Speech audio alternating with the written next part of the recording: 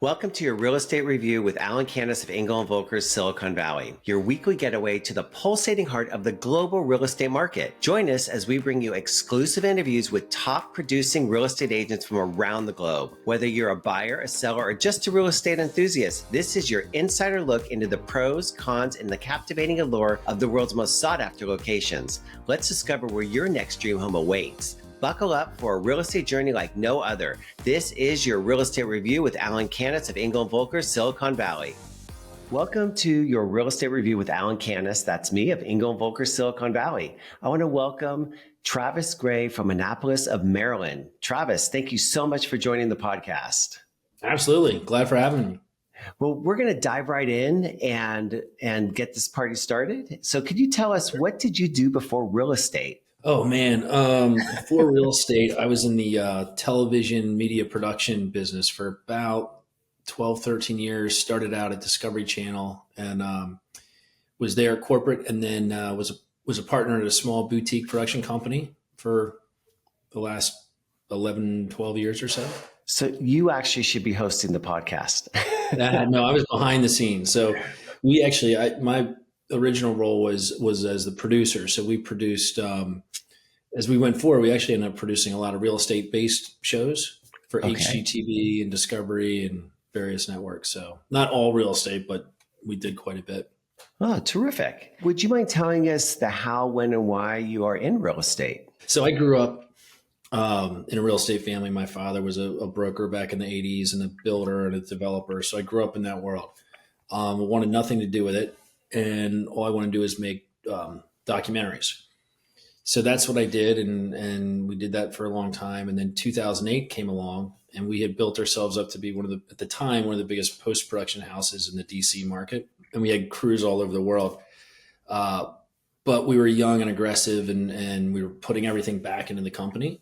And then 2008 came, and all of our contracts, everything was frozen. And the world changed, and we basically held on as long as we could. So the writing was on the wall. So I was like, well, what the hell am I going to do? You know, I was sick of the television business at that point and where it was going with reality TV. And so I was like, well, I'm not going to commute to Washington, D.C. because I was living in Annapolis, which is about 45 minutes to an hour and a half, depending on traffic. So I was like, well, shit, I guess I'll get into real estate. Like, I really didn't know what else to do at that point. So I got my license in 2009, September 2009, and everyone thought I was insane. So the how was my first career imploded. The why was I didn't really know what else I was going to do. And now that's all. The why has changed quite a bit. But that's how I got into it. And then the first couple of years were horrible. I mean, the market here was basically completely dead. But I was single, no kids, and got a roommate, and we scraped by. And I was a bow hunter at the time, so that was our primary source of food was venison. So yeah, and then I just slowly built and hung on, and so yeah, it's coming up on 15, 16 years. Wow. You know, I started real estate in the middle of 2007. And then 2008 happened, 2009. And I was told, if you can make it now, you can make it later on, and which was true. Yeah. So we can pretty much ride any, what do they say? You can ride the waves. If you can ride them in the bad times, you can ride them even better in the good times. Yep. Absolutely. And would you mind telling us a bit about your background in real estate and specifically your experience with clients purchasing a home in Annapolis? Yeah, so my background, as I got into it, I mean, I grew up here on the water. And so for a while there, I was exclusively kind of focused on waterfront properties. Okay. But over the years, my why has shifted to really, it's not so much about the properties or the price point anymore. It's really about the people involved. So I've young kids now, and that changed everything for me. So it's all about the quality of my day and not bringing back a bunch of negative energy Yeah. from deals I probably shouldn't have been involved in. But with relocation specifically, yeah, I mean, it's interesting. Our market, COVID really exploded our market. So we were always been a sort of transient market in general. That Baltimore, Washington D.C., Annapolis triangle, because of the military and federal workers. There's always a certain element of people relocating to this general area. With Annapolis in particular, it was kind of a sleepy market for a long time. Our highest price point was year you maybe have one, maybe two in the 4 or 5, sometimes a $6 million range. COVID happened. The DC market in particular discovered Annapolis because I think they realized, okay, I don't have to go to the office. I can, Yeah. get on my boat, or even if I do have to get in the office, it's about the same commute time from DC to Annapolis. So that the DC money came in, some New York money, some different places. Now our price points have skyrocketed. I think our latest, so for forever, the highest sale in the whole county was 6.75, I think. We just had an 11.7, which was, oh no, I'm sorry, 17.5, which was crazy. So now we're starting to see a lot of those big ticket items, and the values are just kind of going to a new stratosphere here. Personally, I have a few friends in the SEALs community, and so I have gotten several referrals coming out of Virginia Beach area, Navy related people moving up. And with the Naval Academy being here, it's interesting. We're starting to see this new pattern where parents are following their kids Oh, yeah. to college. So they're to the deal a little bit. These people moved up from Florida because their kids starting at the academy, and they want to be here. And it's nice that we're able to do that. I have many clients who follow their kids and want to be part of their life. And especially as they get older, get married, have grandbabies, etc. And it's unique to see, because growing up myself, as an 80s kid, we didn't see that. When the kids moved on, they moved on and they came back. What are some of the unique features or attractions of Annapolis that make it an appealing destination for people looking to purchase a first, second, or third home? I mean, our biggest thing is it's a waterfront community. So Annapolis sits at where the Chesapeake Bay and the Severn River meet. That's where the U.S. Naval Academy is based. It's a historic town. So that's the biggest draw between powerboating and sailboating. Location wise, like I say, it's a great, I call it like a big little city. So it's become a thriving small historic port town, but you can easily commute to Baltimore or Washington D.C., Northern Virginia. So I think we get a lot of people that want a different lifestyle when they come home on the weekends than being in a larger metropolitan area. And then, but along with that, it's, once you dig into it, there's an arts community. There are, I mountain bike. And so there's a new set of mountain bike trails in the past 5-10 years. So there's kind of a little bit of everything. And then our proximity to the beaches. So we're 2 hours. We have a shop in Ocean City, Maryland, and that's the Delaware beaches in Ocean City, Maryland. That is where a lot of people vacation. So it's a 2-hour drive and you're there. And then you go 2 hours west, and it's not out west skiing, but we have skiing, rafting, fly fishing, all within sort of a 2 to 3 hour period or distance, depending on which way you go. That's terrific. You have a little bit of something for everybody, basically. Pretty much, yeah. And how would you describe the current real estate market in Annapolis? Oh man, people always ask that for like the past, I don't know about you out there, but the past 4 or 5 years, I think I just would say wonky. Our market is very pocketed. So depending on where you are, things will still go in a weekend. Other things are taking longer, and I think we all try to figure it out. But at the end of the day, I don't think anybody can figure out what the market's doing, because seems like it changes month to month. That But in it general, definitely does. yeah. I mean, in general, it's a strong market. Values are going up. Inventory's an issue. Like our family, when my wife and I bought our house, no kids. Now we have kids, and we could really use another bedroom and some more space. But we're one of those families that are in at a ridiculously low interest rate, and for us to make a move would I did the math on an option a couple months ago, and it would triple our mortgage payment. So most people just aren't willing to do that unless they really have to. It seems like over the past few years, it's been death, divorce, forced downsizing, and people getting married. Diamonds, all the D's, and then people. We also, Maryland has high taxes. So I've referred two clients just in the past 6 months that sold their homes and their businesses in Maryland and moved down to Florida.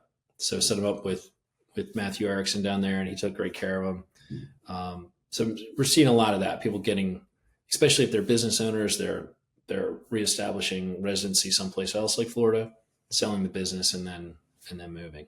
Travis, would you please give us a sense of lifestyle in Annapolis? Yeah, lifestyle. Annapolis is it's a pretty laid back town. It's a relatively small town. It's a sailing town, boating town. So I think people come here because they want to get away from the more hectic, bigger cities. Although now we are starting to get, becoming a pretty busy city. But compared to DC and Baltimore, it's still much more laid back, a little more casual. I showed a property one time to some people from out of town, and I was wearing a suit, and because I was on the way to a funeral after that, and so I had this dark suit on. And they showed up, and they were like, "What? Like, we thought this was Annapolis, man. What are you doing?" Well, I know I got to go to a funeral. They're like, "Oh God, thank God." I've had clients where I've showed up in a suit, and they have said, "We want to work with you, but please don't overdress." Yeah, you got to know your audience, I guess, right? Exactly. And what would you say the local communities are like, and what kind of amenities may a newcomer expect? Yeah, so amenity wise, and going back to like working with people relocating, along with having them go around, taking them around, showing them different neighborhoods and general areas, then we also talk about what is their lifestyle? Do they want to walk downtown? Are they boaters? Do they want more privacy? Because every community is so different. There's some communities here where it's their own ecosystem. And so that's their social life. People never leave the community. They've got clubhouses or golf courses. And we have other areas where people want to be in the thick, walk out the front door, get a coffee, walk to 7 or 8 different bars or restaurants. So boating really tends to be the most consistent around here. So for boating, the things we consider are, well, with waterfront in general, the things we consider are: do you just want a nice, pretty view, or are you a regular boater? And if you are you a power boater or a sailboater? Because those are two different water depths, two different sets of needs. So if boating is part of someone's life, we really get in and analyze what's going to be the best fit for them. And with the different amenities that are there for a newcomer, I said this a little bit earlier. There's something for everybody, which is terrific about Annapolis. We talked before we started the recording regarding the weather, and I know Annapolis has beautiful weather. Can you talk a little bit about the climate? Yeah. So here, I was born and raised here. So our springs and our fall are beautiful. Beautiful time to be on the water, outdoors, just in general. It's great climate. Winter and summer can be a little brutal. Our winters get very cold and gray, and and the summers can get quite hot and quite humid. Personally, I love the change of seasons. Even the dead of winter, it makes the spring all that much nicer, and the heat of the summer makes the fall frigid. Leaves falling. So I personally like that. We have some people when it's second or third homes, they'll come in for the spring or the fall or both, but then they'll go someplace else in the summer and the winter. Gotcha. So I guess that's why some people go to Florida, some people go further up the East Coast, Canada, et cetera, just to escape the weather. A lot of people go up to New York, Massachusetts, Maine during the summer. They'll if they have the means to do it, most people, if they can, they will go somewhere else in the summer. Talking about climate, how is the business and economic climate in Annapolis? It's strong. Like I say, I had moved away to DC and from the Annapolis area, moved back here right after 9/11, so 2001, and Okay. it was, you go out in a winter and it was dead. I mean, very, very tourist seasonal. Now, I mean, it's a year round. I mean, I was downtown last night and a hot night, and it's jam packed all through historic district. Our tourism, I think pre-COVID we were averaging about 4 million tourists per year, and I think now we're over 8 million. Wow. So, and along with that comes the businesses and the development is unbelievable. The luxury condo market. I mean, they're building apartments and condos are going up like crazy. Further on the outskirts of town, on the outer edge, but It must be really interesting to watch and see the transformation over the last 20 years. oh, it's wild. Yeah, Yeah. and if we could only have all known and gone back and bought as much real estate as we could, it's I know. Wish I woulda. That's what I tell clients. You don't want to be a yeah, wish I woulda. right, From right. your perspective, what are the top benefits for someone considering a move or purchase in Annapolis? I think it really depends on the person and what they're looking for in a lifestyle. Because you Yeah. can, if you're someone that wants quick, easy access to DC and all the culture that offers, or if you just want the laid back, relaxed, lifestyle. There's a lot of different lifestyles that we appeal to. I've said it over at least twice, I think, so far. There's something for everybody in Annapolis, which makes it such an appealing area to move to or own property in. In what ways do you, as a real estate agent, provide value to someone relocating from another region or state? And how do you differentiate yourself from all the other agents in Annapolis? Yeah, I mean, I think the biggest value I bring to my clients is just being born and raised here and knowing all the different little intricacies of the neighborhoods of the areas of, you know, and down to silly little things. So if you buy on the water and you're relatively close to Annapolis, you got to make sure you get a 17-foot boat or less in your fleet, because that way you can take it right to the city dock and tie off at the tender pier. Because if it's 17 or less, if you're not from here, you don't know these things. And with boating, there are different boat clubs. So people come here and they don't have a boat, but they want to get in that lifestyle. They don't want to commit to buying. So there's a couple of boating clubs here that they can use to try out. And I think market knowledge too, because like I say, our neighborhoods, you can have two neighborhoods right next to each other and the values can vary substantially. So it's not like you can take a zip code and say, okay, you can't even take a peninsula here and value them all the same, because the other thing that we deal with is elevation. So you take in one neighborhood, even there's one neighborhood with one street. If you buy on one end of the street, you're fine elevation wise. If you buy on the other end, you're going to be underwater at the next hurricane. So Well, we never even think about that. yeah, Really knowing the neighborhoods and knowing elevation, again, wouldn't have even thought about that. But having somebody with the expertise and the history, such as yourself, is so vital and important.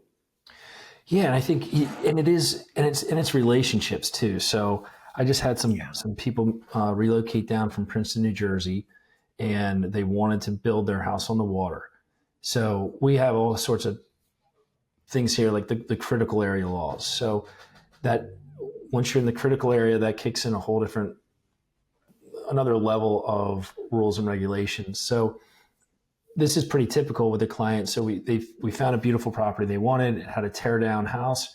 So we bought that. So, but when you're talking about a tear down on the water, steep slopes in the buffer.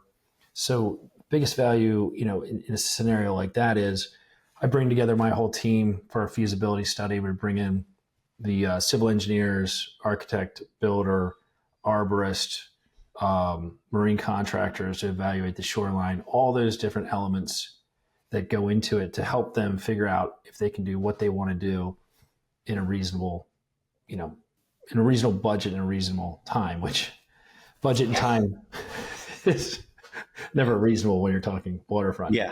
But I think it's sometimes they don't run consistently, unfortunately, together at the same time, unfortunately. but yeah, and having those relationships here. So like when you pick up the phone, you can call a high-end builder or call a really good civil engineer and they'll take your call. That's important because those are the people we need to connect our clients with to help them educate themselves and make the decisions they need to make. Exactly. I don't know how many times I've worked with a client who has said, we worked with an agent in another area and all of their contacts didn't return phone calls, weren't on time, came over budget, et cetera. I mean, the list just goes on and on. So it's really important to have somebody like yourself who has those connections. And I like that you said, we'll pick up the phone when you call, because that's the number one. What's one piece of advice you would give to someone who is thinking of purchasing in Annapolis? Part of my conversations early on is figuring out, one of the big questions is, how long are you going to be here? Or how long do you anticipate being here? Because if you're here on a 3-year tour and you're going to be gone and you're going to need to sell the house in 3 years, is a totally different conversation than if we're going to build our forever house and live it out. Because obviously you don't want to overpay if you don't have to, but at the same time, if you're here for the next 20 years, you don't want to miss the opportunity to be living the lifestyle that you want. Yeah.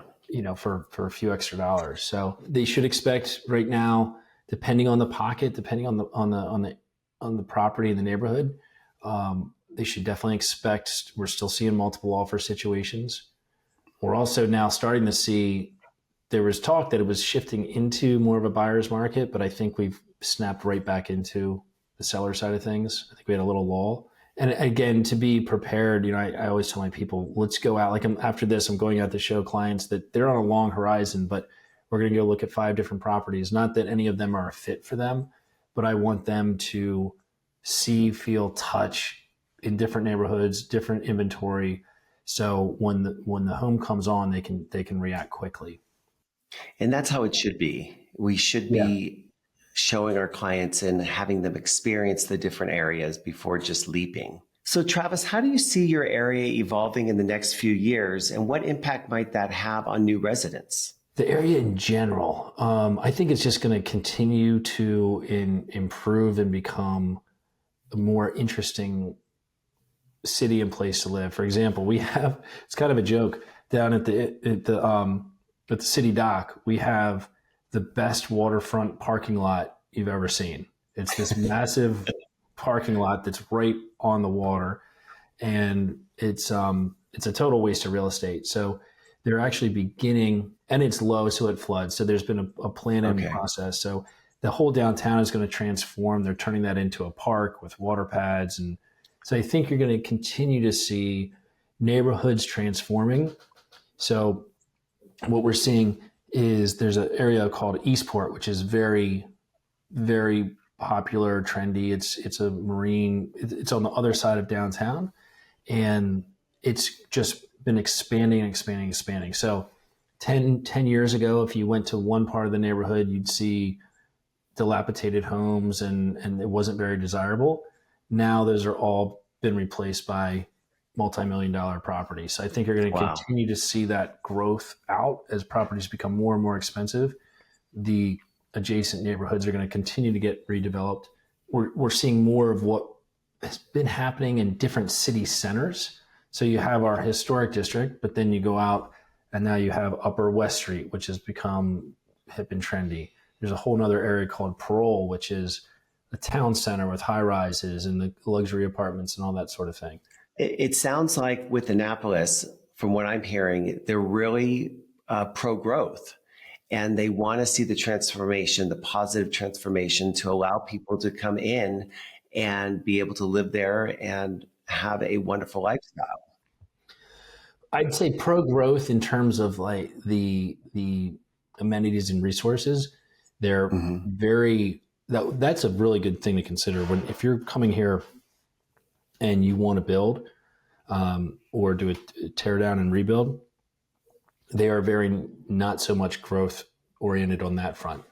Ah, So it's okay. very slow. It takes an extraordinarily slow process for the permitting.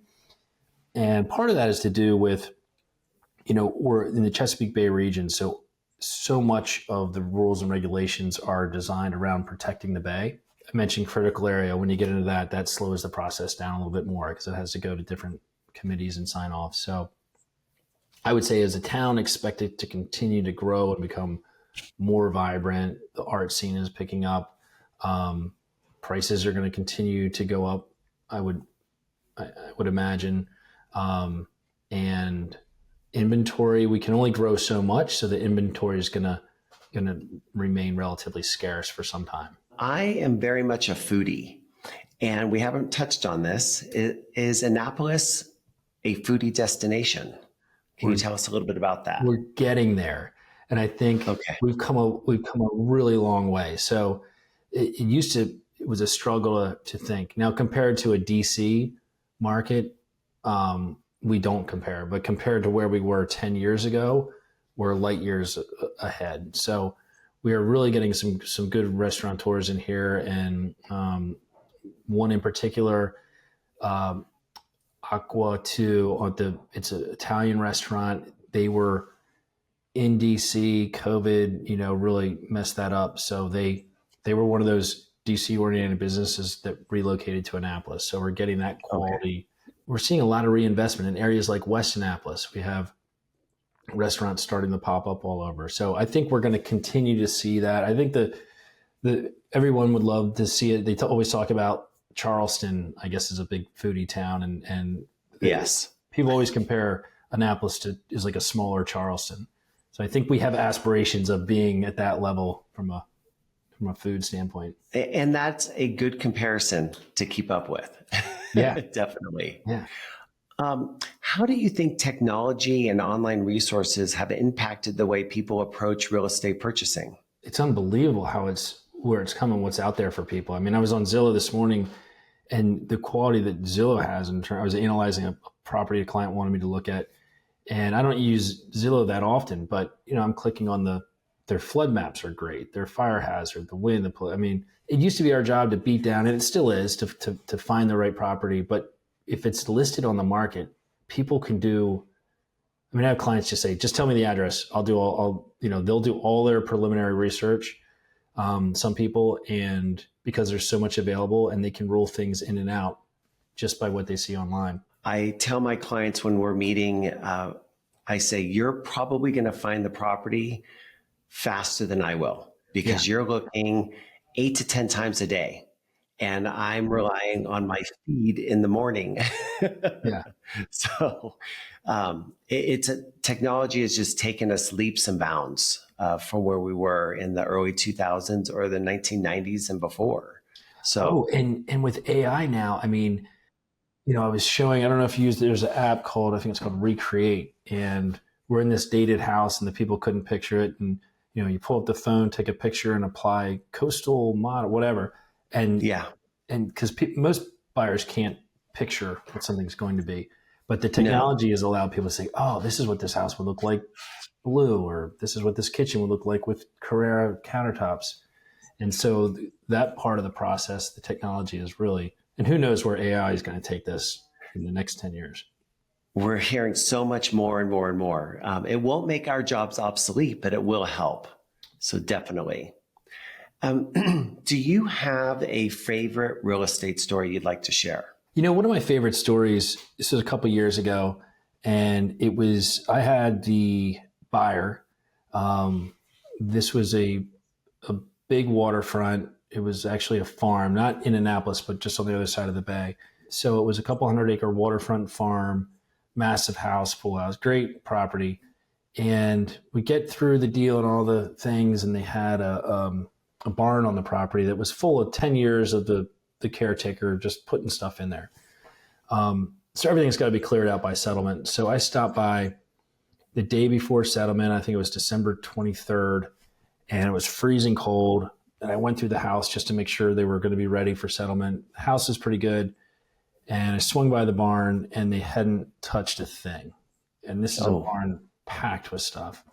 And really expensive property. You have chemicals, 10 years of junk. And there's one farm hand, and he's got a little dumpster there.